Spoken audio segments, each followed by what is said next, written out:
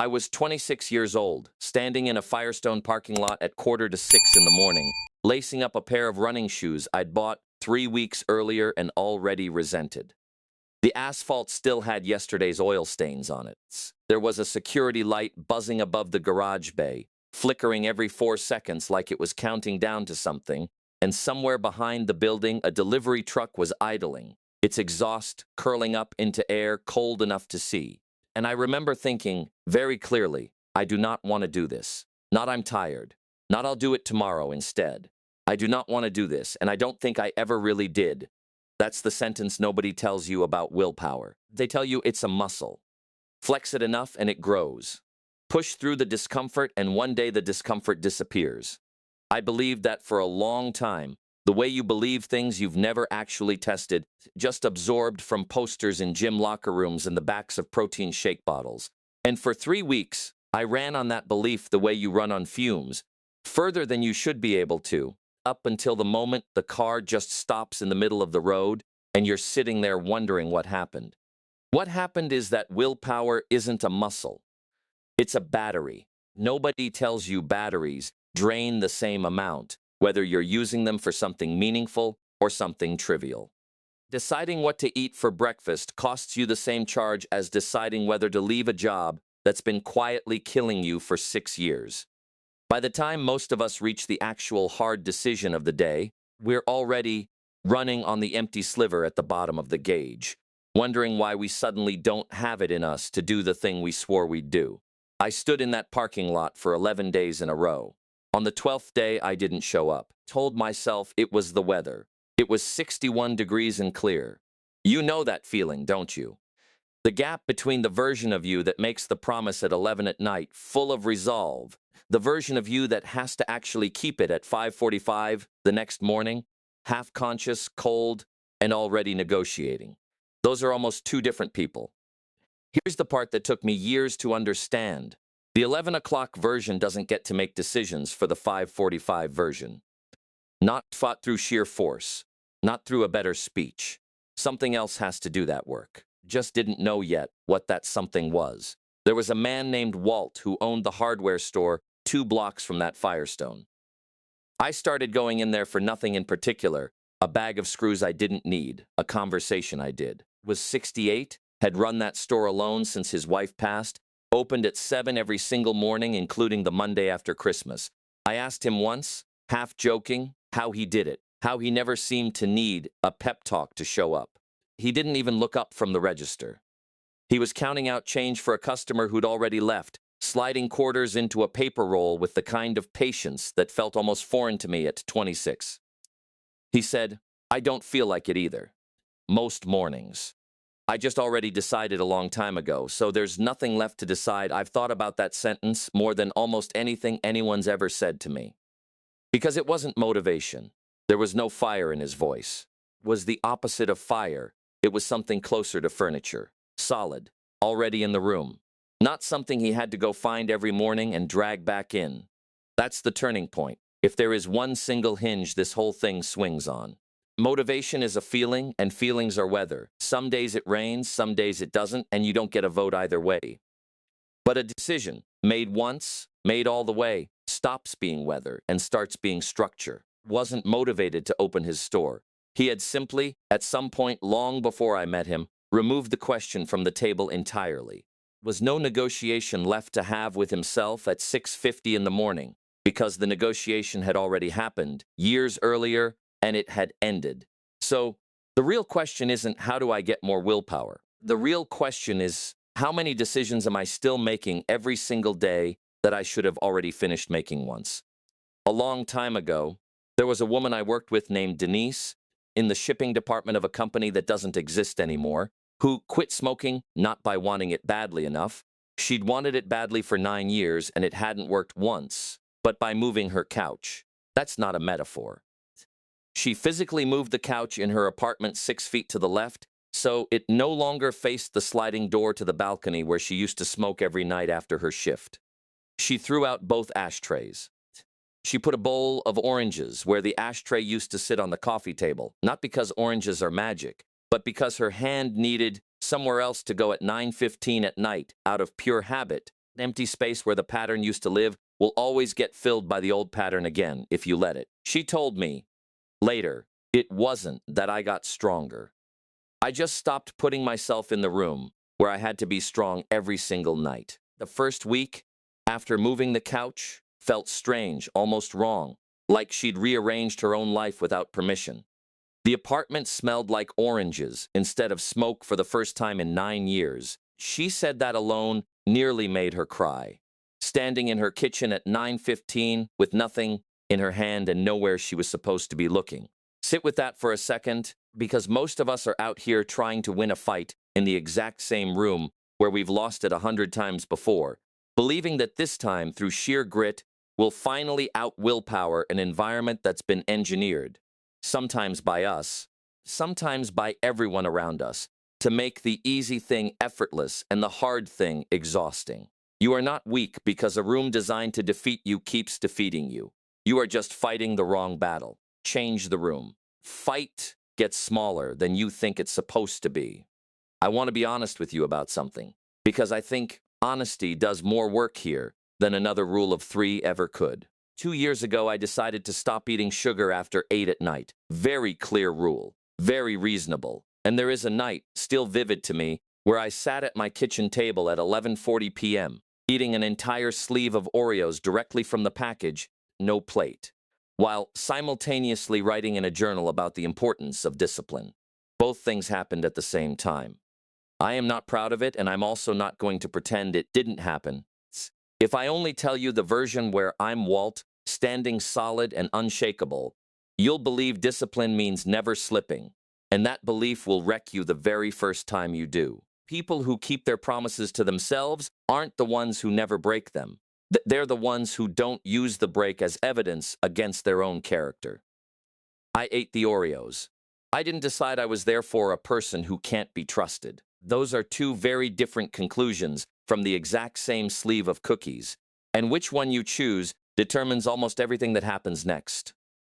Let's slow down here for a second.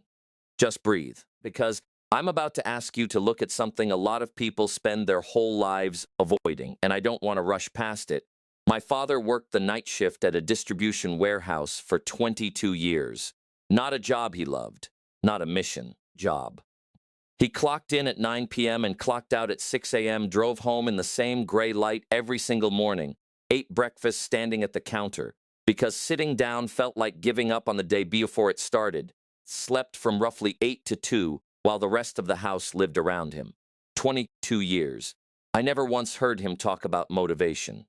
Not one time. What I heard instead on the rare mornings I was up early enough to catch him was him saying almost the same sentence Walt said, in different words: I told your mother I'd do this, and I meant it, so that's what we're doing. That's not a man drawing on an infinite well of willpower every single night for 2 decades. Nobody has that.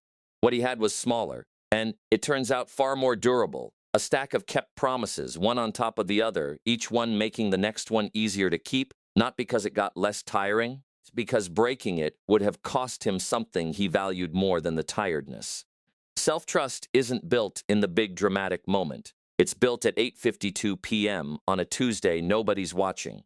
When you do the small thing you said you'd do, for the 700th time, with no audience and no applause. There's a version of this story where discipline runs out because it was never discipline in the first place. It was performance, and performance needs an audience to survive. The real thing doesn't ask anyone to be watching. Somewhere around month 4 of paying attention to all this, I got a call from a friend of mine, a guy named Ronnie, at 6:10 on a Friday morning, asking if I wanted to skip the gym and grab breakfast instead. His treat, no big deal. One morning wouldn't kill anything. And here's the truth nobody likes to say out loud. He was right. One morning wouldn't have killed anything. It's exactly what makes it dangerous. It's never the one morning that ends you. It's the fact that the one morning has a way of quietly becoming the new agreement, the new baseline, without anyone ever formally deciding it should. Stood in my kitchen with the phone against my ear, coffee half made, and I felt that old, familiar pull, the one that dresses itself up as reasonable, as flexible, as no big deal. I told him I'd meet him after, around 8 once I was done. He laughed and said I was being ridiculous over a single workout. Maybe I was. I've noticed something in the years since. The people who eventually stop altogether almost always started with a single reasonable exception that felt too small to matter. And the people who are still standing, still showing up, 10 years later, are usually the ones who treated the small exception with the same seriousness as the big one. Not because the workout itself mattered that much, but because every time you honor the small promise, you're really rehearsing whether your word means anything at all when nobody's checking. I want to take you back to that parking lot one more time, because there's a second morning I haven't told you about yet. Almost a year after the first one, after Walt, after I'd started paying attention to rooms instead of resolutions, after I'd started forgiving myself faster for the Oreos, I was back there. Same Firestone, same buzzing light. It was different this time, and I want to be precise about how, because the difference is the entire point of everything I've said to you tonight. My phone rang at 5:44. It was someone I cared about, upset, wanting to talk right then. There was a version of me, the old version, that would have taken the call standing right there in the parking lot and let run quietly dissolve into the conversation. The way plans always used to dissolve the second something more urgent or more comfortable showed up asking for my attention. Instead, I did something small. I said, "I'm about to run. Can I call you back in 30 minutes? And I want to actually hear this, so I'm not doing it half present." I put the phone in my pocket. I ran. It wasn't willpower that made that decision. By 5:44 in the morning, I had none left, same as anyone. It was the fact that the decision had already been made, a long time before that phone rang, the same way Walt had already decided, the same way Denise had already moved the couch, the same way my father had already told my mother he'd be there. The decision wasn't happening in that moment. It had happened once earlier, when I had the clarity and the energy to make it properly. Every morning since was just honoring a choice that had already been settled, a choice made in a calm kitchen a year earlier, not in a cold parking lot with a ringing phone and 30 seconds to decide. That's what actually replaces willpower if you're waiting for the answer. Not more discipline, not a harder version of trying.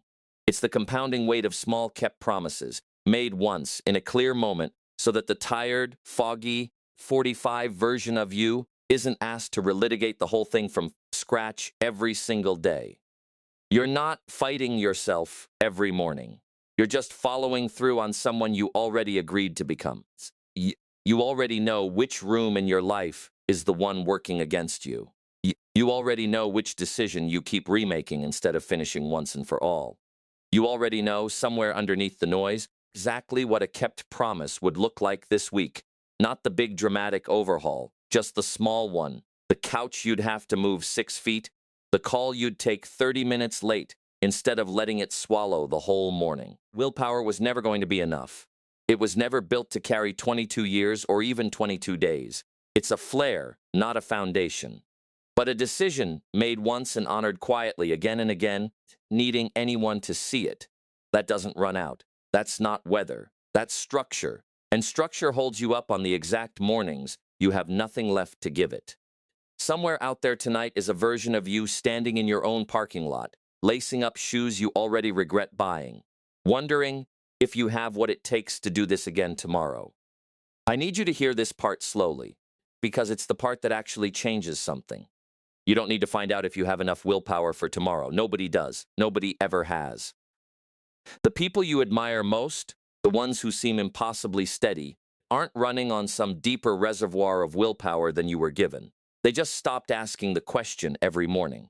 They asked it once, in a clear moment, and then they let the answer stand. So ask it now. Not tomorrow, not Monday. After one more sleeve of cookies, you'll forgive yourself for eating anyway. Ask it tonight, while you're clear-headed enough to mean it. What kind of person keeps this promise even on the mornings they don't feel like it?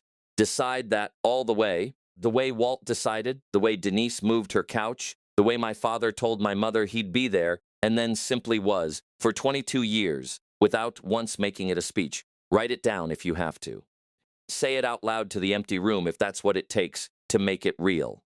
Because the version of you standing in the parking lot tomorrow, at 5:45, is not going to have the strength to decide anything. Version of you is only going to be strong enough to follow through. That's the whole Shift. Stop trying to feel ready. You were never going to feel ready. Nobody does. Not once. Not ever. Waiting for the feeling is how 10 years disappear without you noticing. Decide once while you still have the clarity to decide well. And then let tomorrow's tired, half-conscious version of you simply follow the decision that was already made, the way a river follows a bed that was carved long before the water ever got there. That's the whole secret. Decide once. Show up as the aftermath.